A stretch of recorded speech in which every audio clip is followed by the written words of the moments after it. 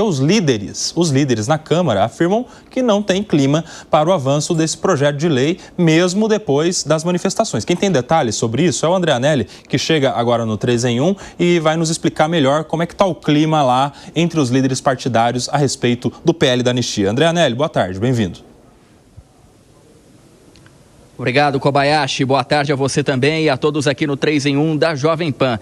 De fato, na Câmara dos Deputados, o sentimento de forma geral é de que realmente não existe um cenário favorável para a votação, então, dessa anistia àqueles que participaram dos atos do 8 de janeiro de 2023 e que acabaram causando, então, as depredações aqui no prédio do Congresso Nacional, no prédio do Palácio do Planalto e também no prédio do Supremo Tribunal Federal, o STF. Basicamente, por dois motivos, não existe um cenário favorável na avaliação de alguns deputados federais. Primeiro, porque o Supremo Tribunal Federal, o STF, não se mostra favorável a essa anistia. E segundo, vem aqui do Senado. Isso porque o presidente da Casa, Davi Alcolumbre, já afirmou que não vê prioridade nesse tema. Portanto, a avaliação de alguns parlamentares lá na Câmara dos Deputados é que nesse momento ainda é uma luta isolada, mesmo que alguns governadores, conforme vocês já citaram aí no estúdio agora há pouco, tenham nesse último domingo se manifestado favoráveis então à anistia. Exemplo de Ronaldo Caiado, governador de Goiás,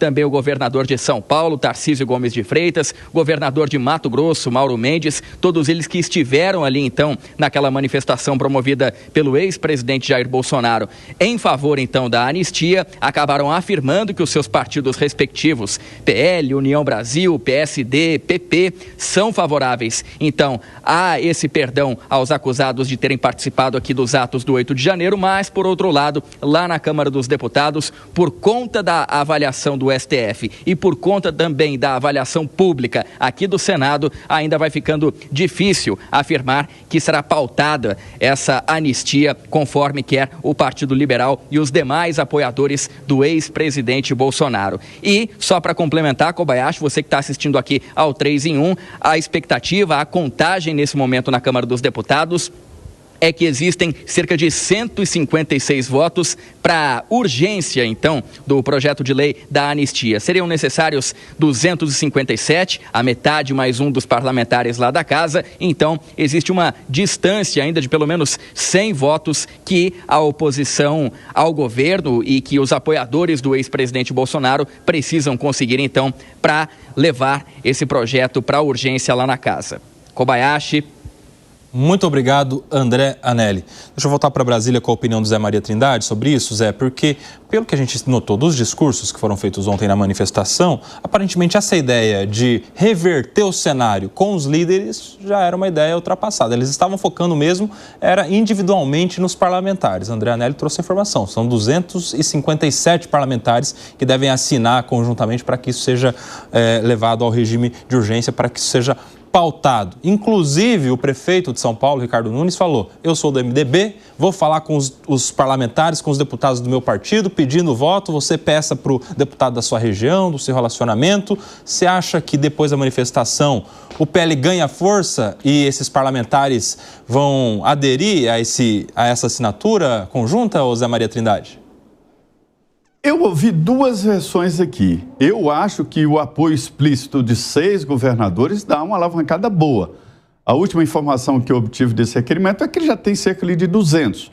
Faltam 50, 52 votos, aliás, assinaturas. Lembrando que a assinatura para o requerimento não é voto, mas é um apoiamento para o assunto ir ao plenário. Qual é a diferença? É porque não se sabe ainda qual será o texto em votação, porque haverá um acordo ali da definição dos detalhes do texto, que é a vigência da lei, quem será beneficiado, né, os detalhes ali do texto, porque esse assunto vai ser levado depois exatamente ao judiciário. Então, em primeiro lugar, o apoio de 6 governadores, né, e veja, governadores assim, de São Paulo, 70 deputados tem em São Paulo, Minas Gerais, com quase 60 deputados de Minas Gerais, Santa Catarina, Paraná, Mato Grosso, Goiás, quer dizer, é uma representação muito forte. É mais difícil colher assinaturas ali no varejo, que a gente chama, né? Então, assim, mas reforçou sim e definiu que o assunto vai ter que ser debatido, mesmo que vote não, mas levar ao plenário. Por outro lado, o que existe é uma ideia de que o presidente da Câmara não pode ser questionado publicamente assim. Pode, até porque ele não se comprometeu com votos, ele se comprometeu a dar prioridade de votação, ou seja, votar. E a pressão a partir de agora será cada vez mais forte em cima do presidente da Câmara, né? É por isso que eu citei aquela história do Arthur Lira, que entrou em desgaste exatamente por não cumprir algumas promessas de campanha e saiu desgastado da presidência da Câmara. Mas eu quero também saber a sua opinião, Gustavo Segré. É uma pauta de alto risco, porque corre-se o risco de que, mesmo conseguindo ir ao plenário, falhe, não seja levado adiante por falta de votos. Mas o PL tem o compromisso perante parte do seu eleitorado, ou 100% do seu eleitorado, de levar essa pauta para defender casos que, à luz de muita gente, inclusive da esquerda, são ilógicos. Eu ouvia com atenção quando o Piperno menciona sobre os golpistas. Eu gostaria de saber qual foi, e não é uma chicane na pergunta, qual foi a função dentro do golpe de um pipoqueiro, de um vendedor de algodão doce e de um morador de rua? Porque me parece que a função deles deve ter sido fundamental para que o golpe chegue a se colocar como golpe. Ou seja, nunca vi, desde o primeiro golpe, 49 a.C., até agora, uma presença tão fundamental como um vendedor de pipoca, um vendedor de algodão doce e um morador de rua que afirmou que ele foi nos quartéis porque era o lugar onde conseguia comer e ter um banheiro. Então, e aí volta de novo. E dá frustração, sinceramente. Eu falo com frustração quando, 2017, 3 ministérios queimados. Teve pedido de fora Temer. Teve depredação de patrimônio público. Teve pessoas que foram feridas, mas lá foi uma manifestação política, não teve nada. E teve, inclusive, com os mesmos parâmetros de hoje, uma organização criminosa armada, porque um dos argumentos de um dos ministros da Corte Suprema é que a Débora dos Santos, junto com outros, participaram de uma organização criminosa armada porque nesse lugar tinha policiais que estavam armados. Mas espera aí, a organização criminosa armada deveria ser para uma pessoa que tem uma arma não a potencialidade de pegar uma arma de um policial que está treinado para evitar que puxe a arma.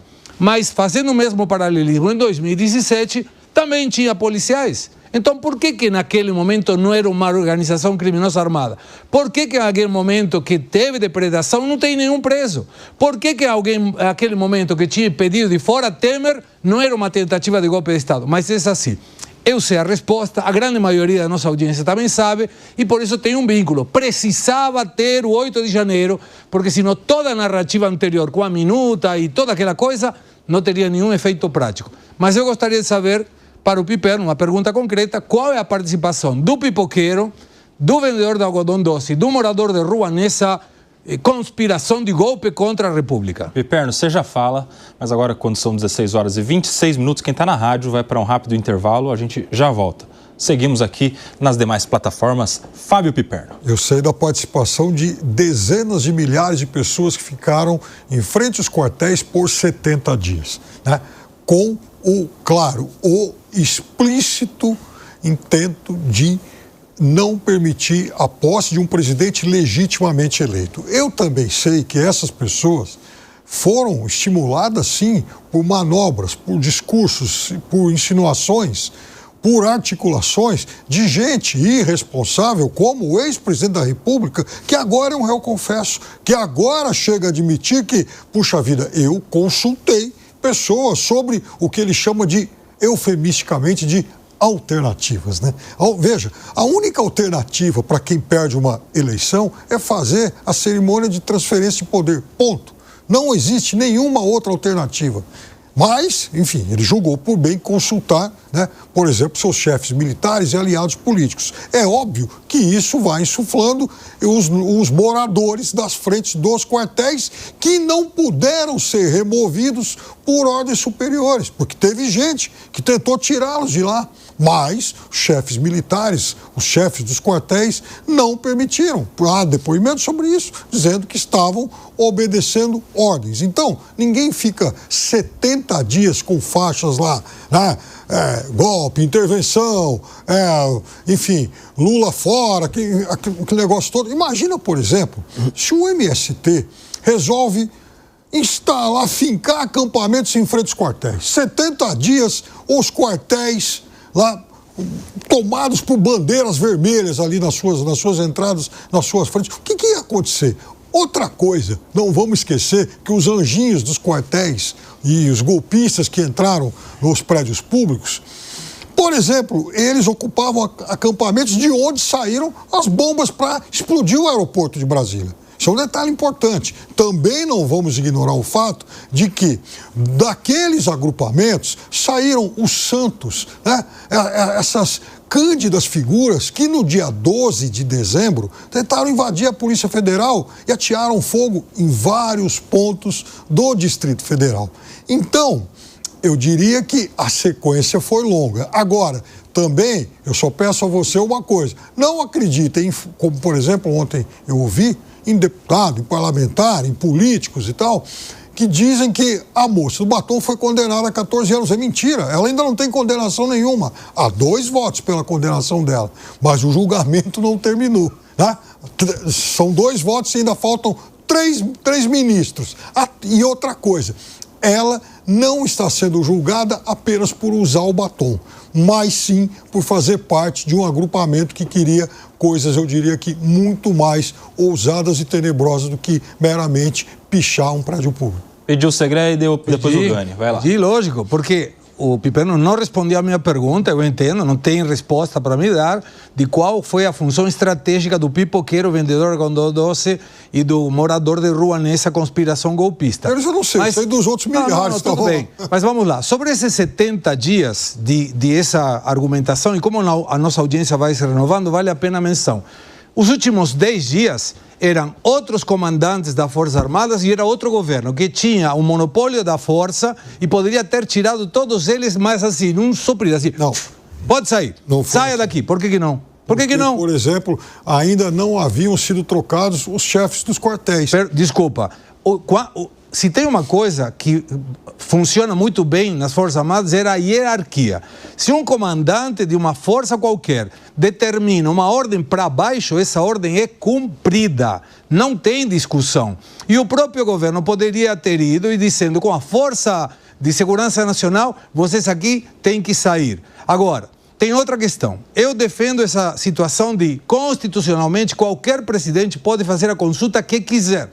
E se não, por que você, Piperno, não questionou quando em 2016 o general Vilas Boas, na época, garantiu que pessoas do partido do PT foram consultar para a decretação do estado de sítio? Era o governo da Dilma Rousseff. Por que naquele momento não era uma terrível questão como é hoje? Qual a diferença? Se era um pedido constitucional da mesma maneira em 2016 que agora.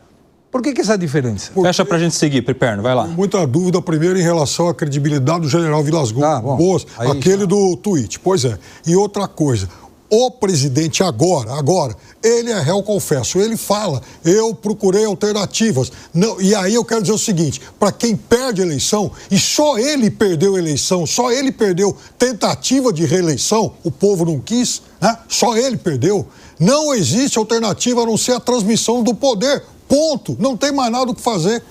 Seguiremos acompanhando todos os desdobramentos do que tem sido a manifestação deste domingo, o PL da anistia que tenta tramitar na Câmara dos Deputados, o líder da oposição, o líder do PL, também pretendem alcançar mais assinaturas para que isso seja pautado, pelo menos o seu regime de urgência. Teremos certamente novos capítulos dessa novela.